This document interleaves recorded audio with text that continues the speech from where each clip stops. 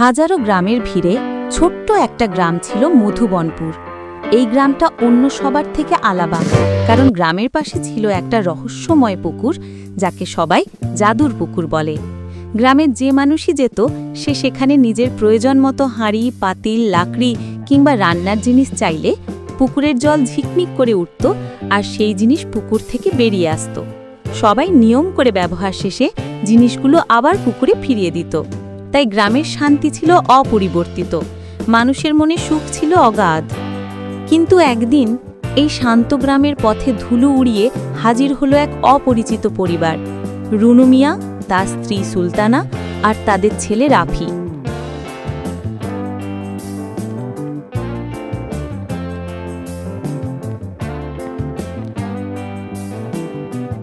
ইস, এই গ্রামটা দেখতে ছোট, কিন্তু শুনছি এখানে নাকি একটা জাদুর পুকুর আছে, যাকে যা চায় তাই দেয়। বলো দেখি, এমন পুকুর কি কখনো দেখেছো? হ্যাঁ, আমার মাথায় তো নতুন বুদ্ধি আসে গেছে। যদি এই পুকুর সত্যিই জিনিস দেয়, তাহলে তো আমি যা চাই সবই নিয়ে নিতে পারি। কি দরকার ফেরত দেওয়ার?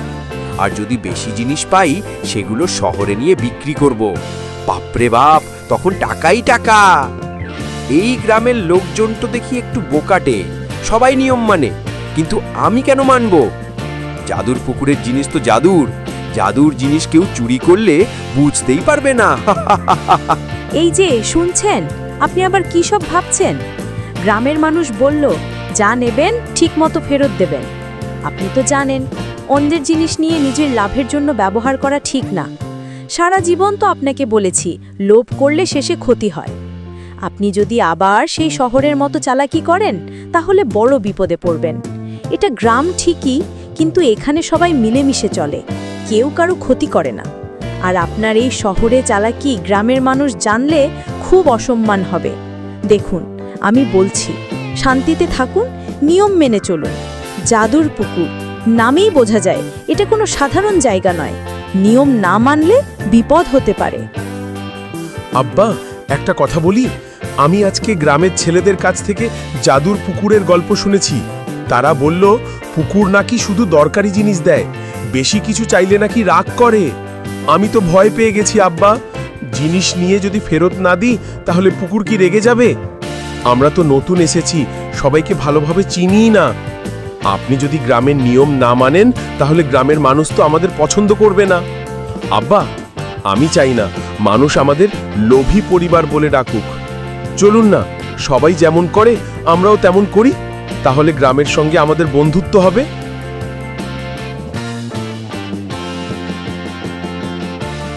ওহে নতুন অতিথিরা, আমাদের গ্রামে স্বাগতম।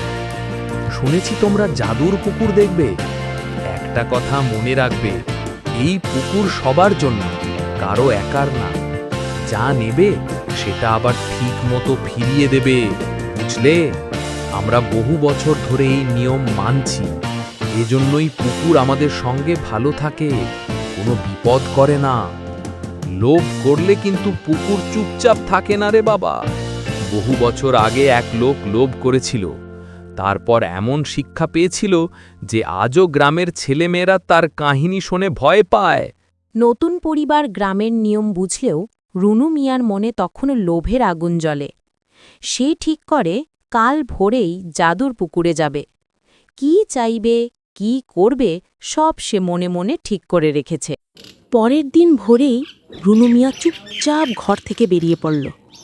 আকাশ তখনও পুরোপুরি আলো হয়নি, চারদিকে পাখির ডাক। গ্রামের পথটা ঠান্ডা কুয়াশায় ঢেকে আছে। সে কারো নজরে না পড়ে সোজা হাঁটতে লাগলো জাদুর পুকুরের দিকে। পুকুরের কাছে গিয়ে সে দাঁড়ালো। জল তখন ঝিকঝিক করছে, যেন কাউকে স্বাগত জানাচ্ছে। রুনু মিয়ার চোখে এবার লোভের আগুন আরও স্পষ্ট। সে চারদিকে তাকিয়ে দেখল, কেউ নেই। মনে মনে ভাবল, আজ যদি বেশি কিছু চাইও, কেউ তো জানবে না। কেউ নেই, একদম ভালো সময়। ও জাদুর পুকুর, শুনলে আজকে আমার একটু বেশি দরকার আছে। আমাকে দাও 3টে বড় সোনার হাঁড়ি। না না, ছোটটা না, একদম চকচকে বড় সাইজের চাই। ভাবছি এগুলোই শহরে নিয়ে গেলে কত দামে বিক্রি হবে। গ্রামের নিয়ম মানতে হবে, এসব বোকাদের কথা। আমি রুনু মিয়া, চালাকি করেই চলি। এত বড় পুকুর, আমার এক আধটা হাঁড়ি নিলে কি বা হবে? চল দেখি তো পুকুর কি করে। মানুষ, তুমি কি প্রয়োজনের চেয়ে বেশি চাইছো? আমার জল তোমাদের জন্য উন্মুক্ত, কিন্তু নিয়ম আছে। যা চাইবে তার মূল্য শুধু একটা, ফিরিয়ে দেওয়া। তুমি কি সেই নিয়ম মানবে? বাতাস আজ তোমার কথার মধ্যে লোভের গন্ধ পেয়েছে। লোভ মানুষকে অন্ধ করে দেয়, আবার মানুষকে সমস্যাতেও ফেলে। সাবধান, বেশি চাইলে আমার জল অস্থির হয়ে ওঠে। আমি নিয়ম মানা মানুষকে ভালোবাসি, কিন্তু নিয়ম ভাঙা মানুষকে সাবধানে দেখি। এই পুকুর কি আবার আমার উপর রেগে গেল? আরে ধুর, তুমি তো জাদুর পুকুর। তুমি জিনিস দেবে আর আমি নেব, ব্যাস। এই সব নিয়ম টিয়ম আমি বুঝি না।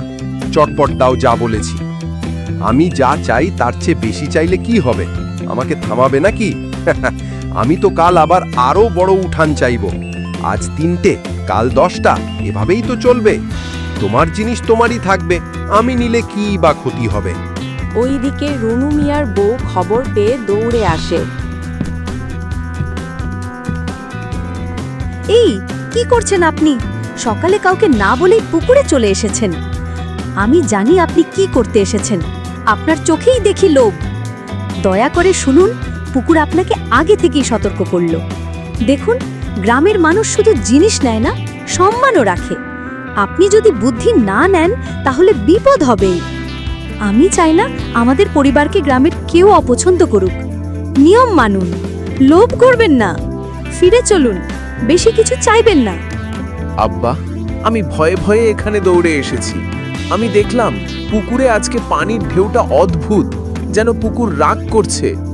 আব্বা, আমি আপনার সঙ্গে খেলতে চাই, ভালোভাবে থাকতে চাই। শহরে যত কষ্ট করেছি, এখানে নতুন শুরু করতে চাই। আপনি যদি লোভ করেন, আমাদের সবাইকে বিপদে ফেলবেন। চলুন না, যা দরকার শুধু তা নিন, তারপর বাড়ি ফিরে যাই। আমরা ভালো থাকলেই তো সবচেয়ে বড় সুখ। এত বোঝানোর পরও রুনু মিয়ার মনে লোভের আগুন কমল না। সে 3টে সোনার হাড়ি নিয়ে বাড়ি ফিরে গেল। সে গোপনে ঠিক করল আজ পাওয়া জিনিস ফিরিয়ে দেবে না। সকালটা ধীরে ধীরে সবার কাজের শব্দে ব্যস্ত হয়ে ওঠে, কিন্তু রুনু মিয়ার মনে চলছে অন্য হিসাব। পুকুর তাকে যে 3টে হাড়ি আর 3টে পাতিল দিয়েছে, সে সেগুলো লুকিয়ে রেখেছে নিজের ঘরের পেছনে কাঠের ঘরে। গ্রামের লোকজন ভাবছে সে নিয়ম মেনে সব ফেরত দেবে, কিন্তু সে মনে মনে ঠিক করে ফেলেছে দেব না। তার স্ত্রী সুলতানা আর ছেলে রাফি বারবার বুঝিয়ে বলছে, কিন্তু রুনু মিয়া হাসি মুখে তাদের বোঝায়, আমি এটা শুধু একদিনের জন্য রাখছি। কিন্তু সত্যি কথা হলো, সে আর ফেরত দেওয়ার চিন্তাই করছে না। এদিকে পুকুরের জল দুপুরের দিকে অস্বাভাবিক ঝিকমিক করতে থাকে, মনে হয় যেন কেউ রেগে আছে। এসো দেখি আমার গোপন ধন ভাণ্ডার। এই 3টা হাড়ি, 3টা পাতিল, সব চকচকে, যেন একদম নতুন। এগুলো বিক্রি করলে একবারেই বেশ টাকা আসবে। আর পুকুরও তো বুঝবে না, এত বড় পুকুর কার কাছে কি আছে সে কি করে জানবে? সুলতানা আর রাফি আমাকে থামাতে চাইছে। এরা বোঝে না ব্যবসার বুদ্ধি। আমি যদি একটু চালাকি না করি তাহলে কি জীবন চলে? নিয়ম মানা মানুষকে কেউ বড় হতে দেখেছ? চালাকি করতেই হয়। আজ জিনিস নিলাম, কাল আরও নেব। আপনি কি পাগল হয়ে গেছেন? গ্রামের মানুষ কি আপনাকে এটা করতে বলেছে? এগুলো জাদুর পুকুরের জিনিস। আপনি এটা লুকিয়ে রাখছেন কেন? আপনি জানেন না জাদুর জিনিসের সঙ্গে খেললে খারাপ কিছু হতে পারে? আমরা নতুন এসেছি, মান ইজ্জতি সব। আপনি সেটা নষ্ট করছেন নিজের লোভে। আর আমি দেখেছি আজ দুপুরে পুকুরের জল খুব অদ্ভুতভাবে নড়ছিল। আব্বা, আপনি আমাকে বলেছিলেন ভালো কাজ করলে সুখ থাকে আর খারাপ কাজ করলে মন খারাপ হয়। এখন কেন আপনি নিজের কথাই ভুলে যাচ্ছেন? আমি আজকে পুকুরের কাছে খেলছিলাম, পুকুরের জল কেমন যেন ঘোলা হয়ে উঠেছিল। এটা দেখে ভয় লাগছিল। যে মানুষ নিয়ম মানে তাকে আমি আরশির মতো সাহায্য করি, কিন্তু যে মানুষ লুকিয়ে লোভ করে সে নিজের পথ নিজেই অন্ধকার করে ফেলে। আমি নীরব থাকি, কিন্তু সব দেখি। 3টি হাঁড়ি, 3টি পাতিল, যা নেওয়া হয়েছে তা ফেরত দেওয়ার সময় চলে গেছে। মানুষটি যদি নিজে না বোঝে তবে আমার জল তাকে বুঝাবে, কারণ লোভ কখনো সুখ আনে না, শুধু বিপদের দরজা খুলে দেয়। এখনো সময় আছে, ফিরে দাও, না হলে ঝড় আসছে। পুকুরের সতর্কতা আকাশে ভেসে থাকলেও রুনু মিয়া তা শুনল না। সে হাসতে হাসতে নিজের কাজ করতেই থাকল। কিন্তু পুকুরের জল তখন ধীরে ধীরে শক্তিশালী ঢেউ তুলছে। মনে হচ্ছে যেন বড় কিছু ঘটতে চলেছে।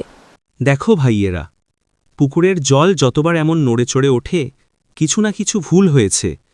আজ দুপুরে আমি দেখলাম নতুন লোক রুনু মিয়া পুকুরের দিকে বারবার তাকাচ্ছিল। তার চোখের চাহনিটা মোটেও ভালো ছিল না। আমি ছোট থেকে শিখেছি জাদুর জিনিস নিয়ে চালাকি করলে শাস্তি আসে। পুকুর কোনোদিনই ভুল সহ্য করে না। আমরা গ্রামের শান্তি নষ্ট হতে দিতে পারি না, তাই বলছি আমরা ওর সঙ্গে কথা বলবো। কাকা ঠিকই বলেছেন।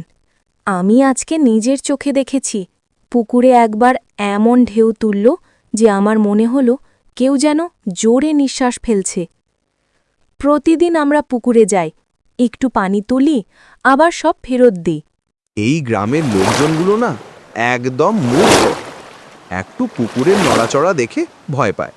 হাহ, পুকুর কি মানুষ নাকি যে রেগে যাবে? তোমরা কেউ বোঝো না ব্যবসা কাকে বলে। এই হাঁড়ি পাতিল আমি যদি বিক্রি করি, আমাদের বাড়ির অবস্থা বদলে যাবে। আপনার কথা শুনে আমি সত্যি ভয় পাচ্ছি। এত মানুষ যদি একসঙ্গে বলে যে পুকুরের জল অস্থির, তবে নিশ্চয়ই কিছু তো হয়েছে। আর আপনি যে কাজ করেছেন এটা কি ঠিক? আপনি গ্রামের নিয়ম জানেন, তবুও মানছেন না। এভাবে লুকিয়ে লুকিয়ে নিলে কি সুখ পাওয়া যায়? আমি চাই না মানুষ আমাদের পরিবার নিয়ে হাসাহাসি করুক। মানুষ, তোমার লোভ এখন তোমার কান বন্ধ করে দিয়েছে। বাতাসে আজ অস্থিরতা, আমার জলে আজ রাগ। গ্রামের মানুষ নিয়ম মানে বলে আমি তাদের ভালোবাসি, কিন্তু তুমি নিয়ম ভেঙে আমার জিনিস লুকিয়ে রেখেছ। আজ শুধু জল অস্থির, কাল তোমার চারপাশে বদলে যাবে। রুনু মিয়া ঘরে বসে সোনার হাঁড়িগুলো নিয়ে ভাবছে। এই হাঁড়িগুলো এত ঝকঝকে কেন? এত ভালো একটা জিনিস না দিলে কি হবে? গ্রামের মানুষ জানবেও না। পুকুর তো কথা বলতে পারে, কিন্তু না না, এত রাত ঘুমাই। হঠাৎ ঘরের দরজা দিয়ে নীল ধুতির আলো এসে পড়ল। এই আলোটা কোথা থেকে আসতেছে? গ্রামের কারো ঘরেও তো এমন আলো নাই। আলোটা ঘরে ঢুকে যায়, বাতাস ধীরে ধীরে ভারী হয়ে ওঠে। ঘরের দেয়ালে জলের টলমল প্রতিফলন দেখা যাচ্ছে। নীল আলোর মাঝখানে ঘুরতে ঘুরতে একটা কোমল অথচ শক্ত কণ্ঠ শোনা গেল। রুনু মিয়া, তুমি কি এই আলো দেখে ভয় পেয়েছ? লোভের পথ কখনো শান্তি দেয় না। তুমি আমার কাছ থেকে যা নিয়েছিলে ফেরত দিলে না কেন? কে কথা কইতেছে? পুকুর দাদা, আপনি? আমি তো ভাবছিলাম এতটুকু নিলে কিছু হবে না, কিন্তু এখন তো মনে হইতেছে আমি বড় ভুল করছি। বাতাস জোরে বইতে শুরু করে। ঘরের চারদিকে আলো ছড়িয়ে পড়ে। নীল আলোর ঢেউ রুনু মিয়ার মাথার ওপর দিয়ে বয়ে যাচ্ছিল। তিনি হাঁটুতে বসে পড়লেন। রুনু মিয়া, তুমি যদি নিজের ভুল না বুঝতে, এই ভয় কি কখনো পেতে? টাকা পয়সা হাঁড়ি পাতিল চিরকাল থেকে না, মানুষ থাকে তার সততার জন্য। আমারে ক্ষমা করেন দাদা, আমি ভুল করেছি। লোকজনের কথা শুনলে আমার এত লোভ হইতো না। আমি হাড়িটা এক্ষুনি ফেরত দিব। ভয় দেখাইয়ে আমার চোখ খুলে দিছেন। ধন্যবাদ দাদা। পরদিন ভোর রুনু মিয়া পুকুর দাদা, এই যে হাড়িটা রাখলাম, আপনি চান তো আমি বদলাই? আমি বদলাইব। এখন থেকে গ্রামের সবাইরে সাহায্য করব। একটাও মিথ্যা, লোভ, চুরি কিচ্ছু করব না। ভালো করেছো রুনু মিয়া। শাস্তি খুব কঠিন হওয়া প্রয়োজন নয়। ভুলের শিক্ষা হলেই শাস্তির কাজ শেষ। আজ থেকে তুমি সবার উপকার করবে, এটাই তোমার প্রকৃত পরিবর্তন। পুকুর আবার আগের মতো স্বচ্ছ হয়ে গেল। গ্রামে শান্তি ফিরল। মানুষ নিয়ম মেনে দান নিল আর ফেরত দিল। আর রহিম, সে গ্রামের মানুষকে শিক্ষা দিল, লোভে নয়, সততায় জীবনের পথ সহজ হয়।